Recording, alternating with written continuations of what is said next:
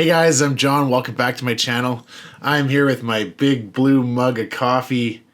Wait a minute, you're not watching the John Bolton show. I love that show, but no, I just couldn't resist. I'm going to continue reading The Value of Freedom in this document. This is episode 3. If you haven't already checked out the other first 2, the first one I read through all of this, the executive summary and the introduction and all of that. And the second one, I read the revenue available to Alberta, to an independent Alberta, where it basically makes the argument that we contribute way more to Canada than what we get back. And this is just a reassuring thing that even if we're like off by a couple of $1 billion in our estimates here, overall we're like $40 to $50 billion net once we leave and we don't have to keep paying Ottawa. And so that's a pretty solid argument in favor of Alberta independence. But now I'm going to continue on here with the third part where it talks about Canada's pension plan transferred to an Alberta Alberta pension plan. And I just kind of want to start off and say, like, I think we should already be doing this. Whether or not we have independence is kind of besides the point. Like, we could do this right now. So I guess there's that. But all right, let's continue reading. To estimate the asset base and annual revenue of an Alberta pension plan, if Alberta's past contributions to the Canada Pension Plan were transferred and continued to provide historical returns, we consider available data on Alberta's contributions, the proposed asset transfer, and historical CPP investment returns. So basically what they're saying is the asset transfer, there's a chunk of money that is ours, right? Because right now, all of Canada, with the exception, I think, of Quebec, pays into the Canada Pension Plan. And then so, a portion of that belongs to Alberta. And this is where the big argument is. Like, you could divide it up based off of the percentage of our population compared to Canada, or you could divide it up based off of how much we've contributed. And it's possible to figure out how much Albertans have contributed. And so we'll see how this argument plays out here. So key assumptions and data. Alberta's CPP contributions. Albertans receive an estimated at $3 to $6 billion annually in CPP benefits. Based on prior discussions, for historical context, a 2019 estimate suggests Alberta contributed $7.3 billion, receiving $4.5 billion in benefits, implying an over-contribution of $2.8 billion.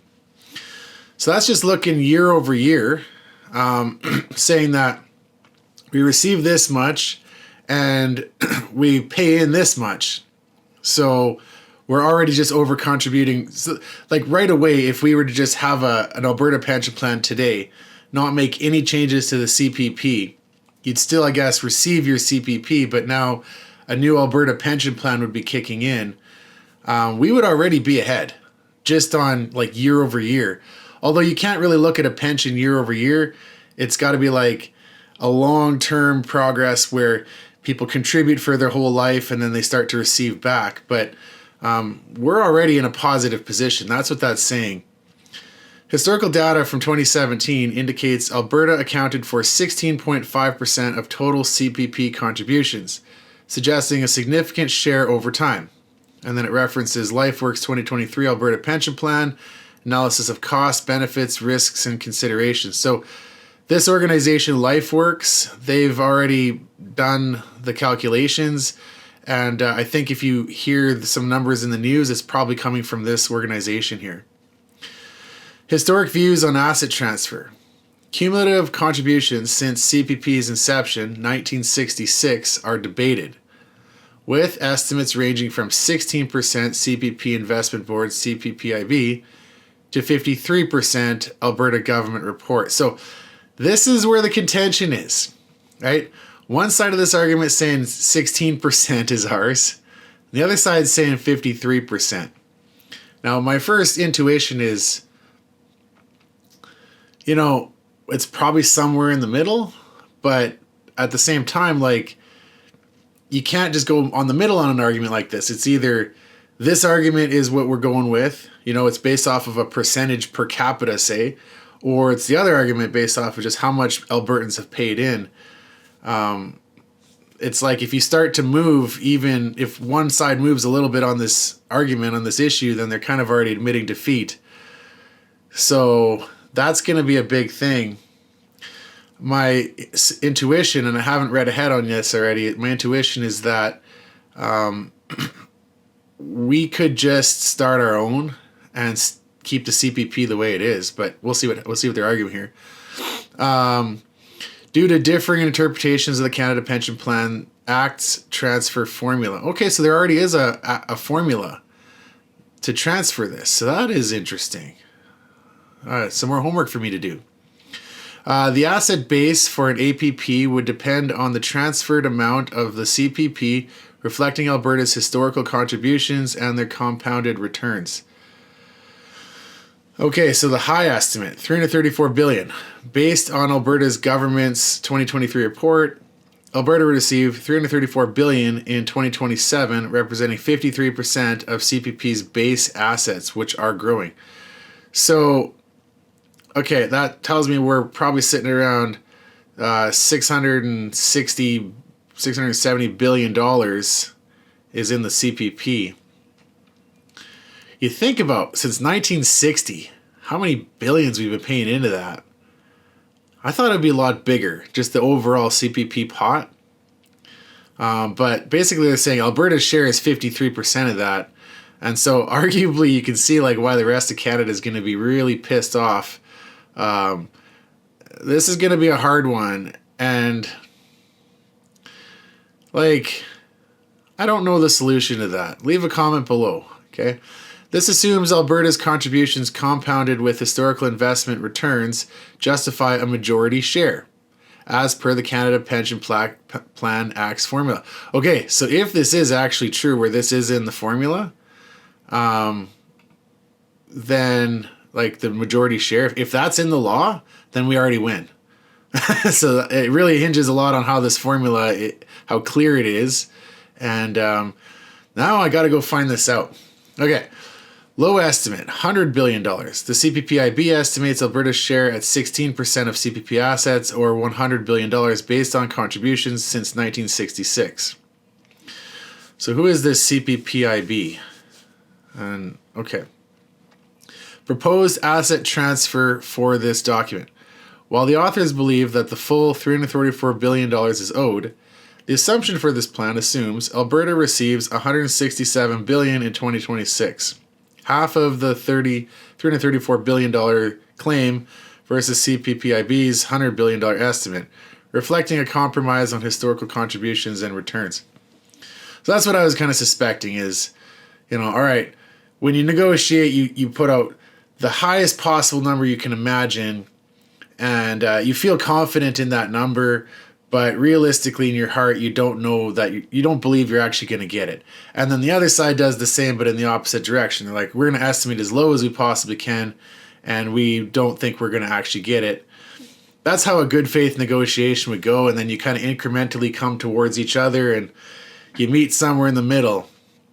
And that's the key there, good faith negotiations, right? So when we win this referendum, we need to have good faith negotiations with the rest of Canada. So I think this is a reasonable compromise to say we're going to meet in the middle. So they're basing this off of $167 billion. Fair enough. All right, historical CPP returns. The CPP Investment Board, well, that's what CPPIB is, reports an annualized nominal return of 10% over the past decade. Holy crap. If you know anything about investments, 10% return is like, you're doing really well. Like, that's not like stellar, but if that's what we're actually doing, I mean, I give credit where it's due. This fund is being managed well if they're able to get that kind of returns. I know a little bit about accounting, and I know that you can tweak these numbers a little bit in your favor, but yeah, okay. As of June 30th, 2024, CPP Investment manages $646 billion in assets for 22 million Canadians.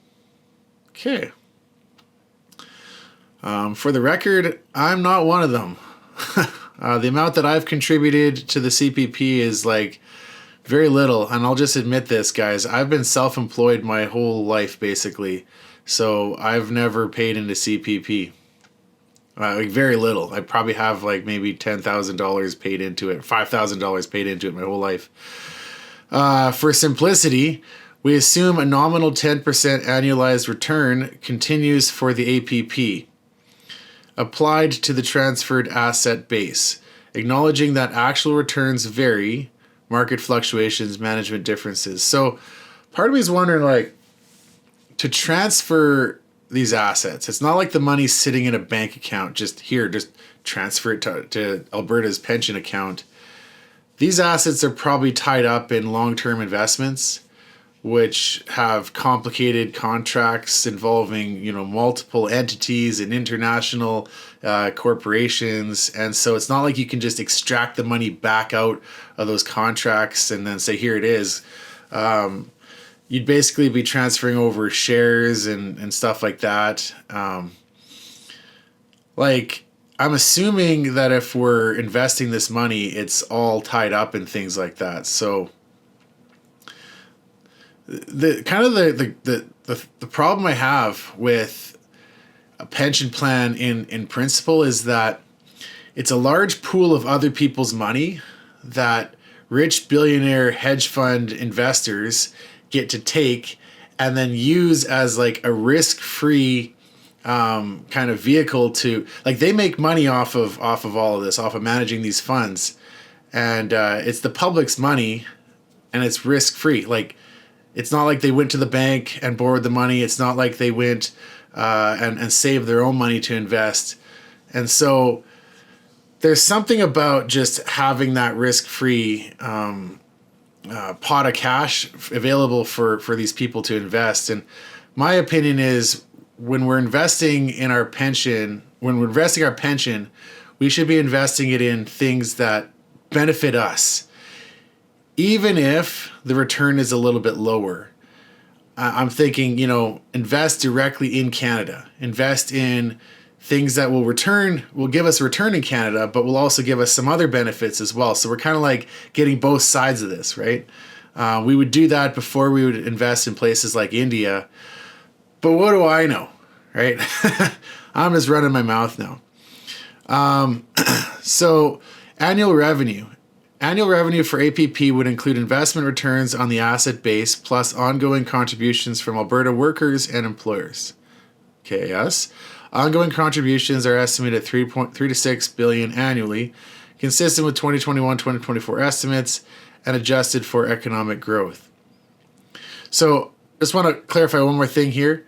The 2021-2024 estimates in the first video I kind of went over, or the second video went over this, where they used data from 2011 to 2018, and then they projected it forward. And I don't know why they did that, right? Because these numbers swing widely, because like 3 to 6 billion, that's a big swing, because they only used a projection of old data. And I think that has something to do with Stats Canada just not having up-to-date information, or I don't know why what happened. But these are estimates here, right? So it's quite a big swing, 3 to 6 billion.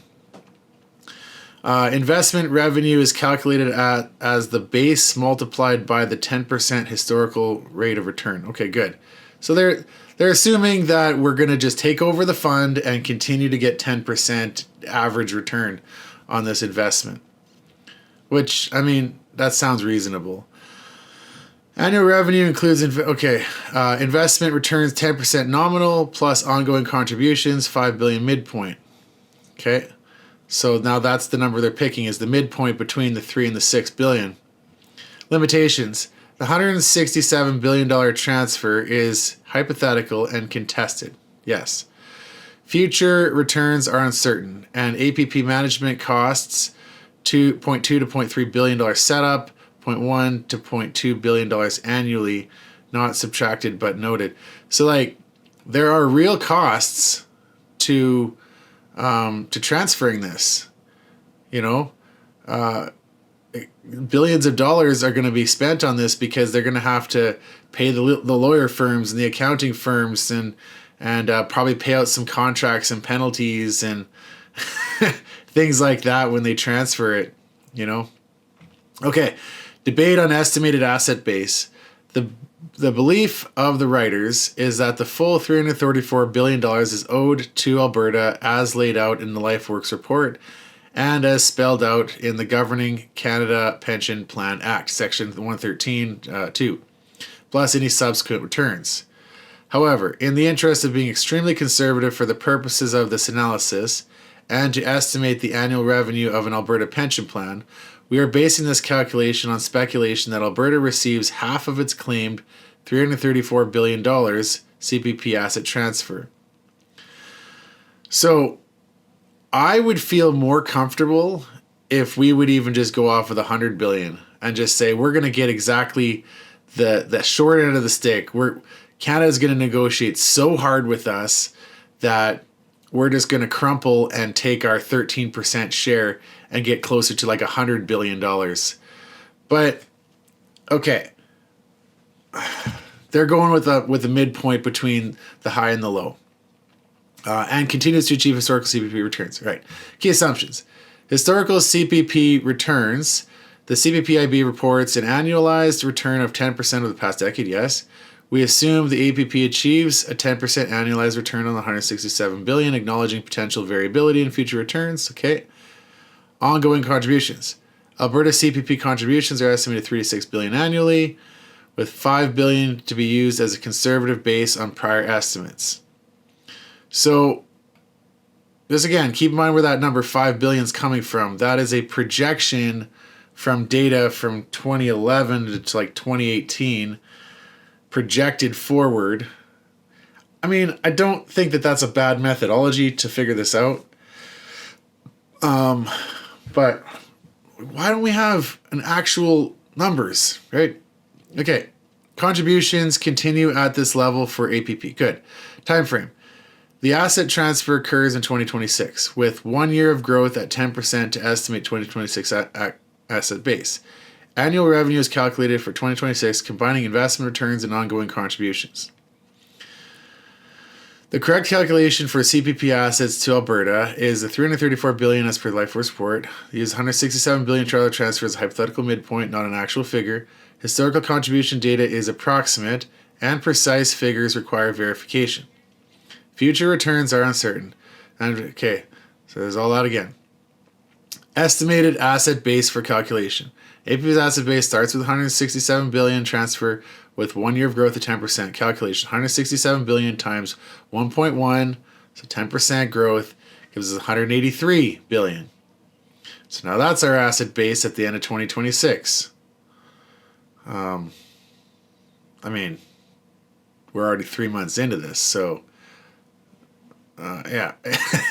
Estimated annual revenue. An annual revenue for the APP investment returns on the asset base plus ongoing contributions from Alberta workers and employers. Investment returns 10%, $18.4 billion. Ongoing contributions estimated at $5 billion annually, midpoint 3 to 6. Sorry, yep. Total annual revenue $18.4 billion. So that's how much we're projecting to take in, right, as our revenue. How much we're going to pay out. All right, comparison to the current contributions. Alberta currently receives $36 billion annually from CPP, with an estimated overpayment of $2.9 to $5 billion due to its younger workforce and higher employment. So this is a big assumption that, well, it's not an assumption. Like a lot of this hinges on this. We have a younger workforce in Alberta, right? People come here from all across Canada, and they want to start their lives, and they get high-paying, good jobs. They save their money, and then that encourages them to have babies. And so, like, our population is younger relative to the rest of Canada. Other places, once you've got your money, then you go retire somewhere else. And so, a lot's hinging on this fact, right? That we have a younger. Okay. $7.3 billion contributed versus $4.5 billion in benefits in 2019. Okay, so we're saying that we're going to contribute more, 7.3 versus the 4.5 billion. So this is already a big jump up in our contributions, and I don't think you can argue against this, that we're going to be contributing more. Right? To argue against that, you'd have to say that no, our population is not going to be younger all of a sudden. We're just going to all of a sudden get older. Like all the young people are going to move back to Newfoundland and BC or whatever. It's like, no, they're going to stay right here and they're going to keep working in their high-paying jobs with their low taxes. An APP with a $23.37 billion annual revenue significantly exceeds the CPP's current contributions, $9 to $11 billion, potentially allowing lower contribution rates, reducing rates from the CPP's 9.9% base rate to 5.9%, as suggested by some analysis. Okay, so we could lower the amount that we pay in and still get the same return. That's what that's basically saying. Like, and still have the same amount of growth that we have with the CPP. So we lower it and we get the same amount. Enhanced benefits, increasing pension payouts or disability benefits. So, yeah, I mean, if you got more money, if you're able to lower your contribution and still be ahead of where we are right now, however, whatever ratio of that you want to have, lower and more, like obviously there's going to be a balance. You can't just lower it to zero and raise it, to, your benefits to the roof. But wherever we find that, it's like this is a win. Lower contributions, enhanced benefits. Okay, and then surplus funds, covering an estimated $3 to $6 billion annually APP cost from prior discussions. The contributing to other priorities, infrastructure, tax cuts. Yeah, so, contributing to other priorities. Okay. Well, yeah, whenever you got surplus funds, I guess you can do whatever you want with that. Conservative options to ensure benefits are sustainable long-term for what is a currently younger workforce ages. I mean, yeah, like the whole point of a pension fund is it should be super conservative, because you don't want to pay into it your whole life and then realize when you retire that there's nothing left. And by the way, that's how I've always felt about Canada Pension Plan. Like the average, like I looked at my mom and dad who passed away, right? God bless them. But they were receiving about $800 a month from CPP. And with the two of them, they had their house paid for, they had a vehicle paid for, but they couldn't afford repairs on their vehicle. And towards the end, his transmission started slipping and my dad couldn't even make it out of the parking lot, And the pension isn't something that's going to keep you alive. It keeps you just in drooling poverty. And so I get it, though. It is something. But when you pay into it your whole life, you want to see something back. And another thing we don't realize is how inflation affects all of this, right?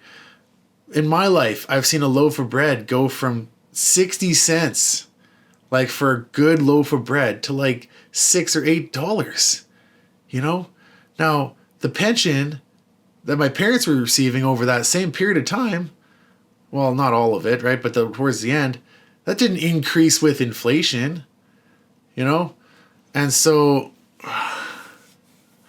it's just like, this is part of a bigger package.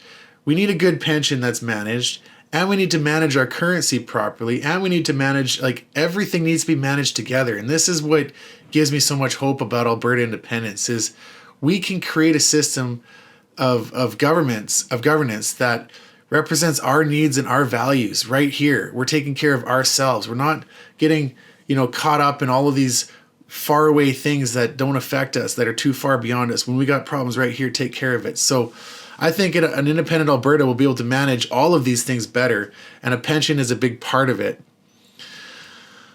All APP funding will remain with the APP, not to enter as general revenue, and will be used only to support pensioners now and in the future. Good. Fiscal impact. The APP's $183 billion asset base and $23.4 billion annual revenue would provide substantial fiscal capacity. Funding new services. The $23.4 billion APP revenue alone covers the $3 to $6 billion pension costs, with excess funds supporting other services such as replacing the Canadian old age security or reducing contribution rates. And so this is another thing, is like, we're not just looking at the pension. Old age security is another thing that a lot of people live off of. If I screw my whole life up and at the end of it I don't have anything saved up, then old age security might be the only thing that I got. Okay. Risks. The $167 billion transfer is a compromise estimate and may face legal or potential challenges. Market volatility could reduce returns, initial APP setup costs, require upfront investment. And so that's another big one, right? Is like, to set it up, you have to already have, $0.2 to $0.3 billion is what they're arguing. Well, where does that come from, right? So, I'm glad they're putting all this in here, right? Alberta would undertake to pay all pensions out of a surplus fiscal capacity, if necessary, to guarantee the security of Alberta pensioners through the transition to Alberta independence. And right there, this is what should give anybody who's listening to this who's concerned about losing their pension. The Alberta Prosperity Project is saying, okay, we admit there's risks to this, and it might be way worse than what we're even projecting. But if it is, we have surplus fiscal capacity, right? That comes from that first argument that they made in my second video, where they're showing that, look, we got 44 to whatever $billion per year more. So even if in the first transition period of a year or two, Canada just is so spiteful to us where they just screw us out of our pensions, which by the way won't happen. It would be tantamount to theft if they tried to do that to us. And I don't think that Canada is that far down the road of tyranny where they would do that. But even if they did, we got the fiscal surplus capacity. Right, surplus fiscal capacity to handle this. And then over the course of several years, obviously we're bleeding out money to pay out the pensioners. And that would seriously affect a lot of other things that we want to do in the first couple of years. But it would manage the risk. And then so, when you hear in the news that the leaders of the Alberta Prosperity Project are negotiating a line of credit with the United States, that's presumably what this would be for, right? We know there's going to be a transition shock, and that's going to be, we need something to be able to kind of smooth that out. So I'm curious to know what you think. Do you think that Canada would just screw us over if we voted, say we get a majority and we're leaving, and then we start negotiating good faith? Do you think they would just say, no, you get none of the pension, or you get 5% instead of the 13% that was estimated? Or do you think that, we would get closer to the other end of things, the $334 billion? Where do you think we would land on that? And then another thought is why don't we do this right now?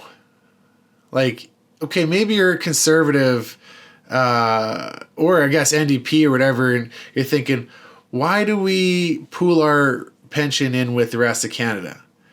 It's helping them, sure. So there's that argument. Altruism is we genuinely want to help other people, okay?